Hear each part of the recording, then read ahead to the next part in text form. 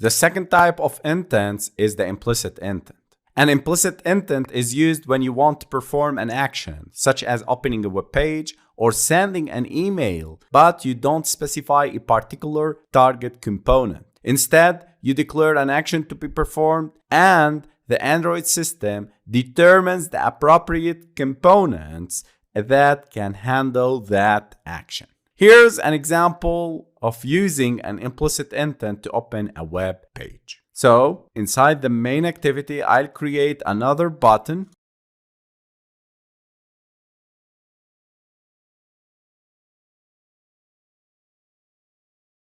And I'll drag and drop it to here and infer the constraints. Then let me go back to the main activity and initialize the button.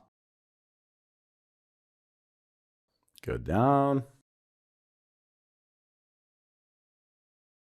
Then, when the user clicks on this web, I need to handle the click event using this lambda expression that it is passed to the setOnClick listener interface. Here, I need to open a web page. I need to create an implicit intent with the action view and a URL. Let me create a val called intent, implicit intent, equals to intent. And here I need to pass two parameters, the action and the URL. Intent dot. There are a lot of actions in intent class. Intent is a class in Android that represents an intention to perform an action. It's used to request an action from another component, such as starting an activity, broadcasting a message, or invoking a service. Then I'll use action underscore view.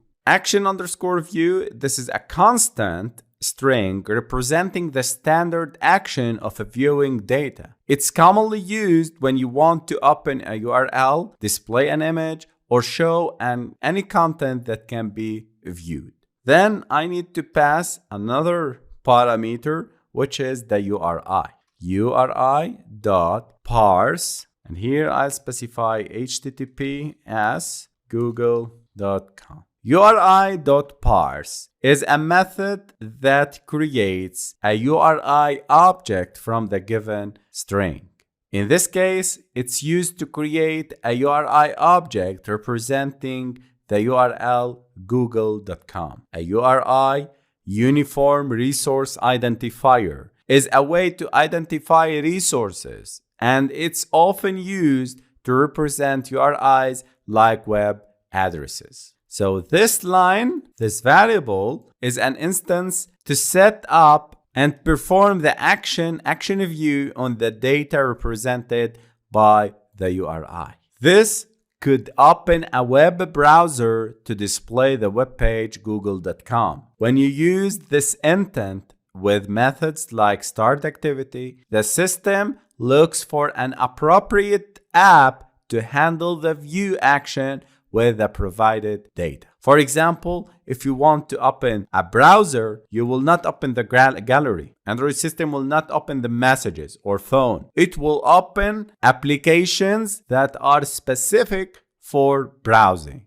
Then I need to call start activity method. As I told you, start activity is used to execute the intents. Implicit intent. Let me run. And this is our application. Go to Google. Let me click on it. And here we go. It opens the only browser in my emulator, which is Chrome. And here we go. This is our Chrome displaying google.com URI link. This is how we use implicit intents in Android.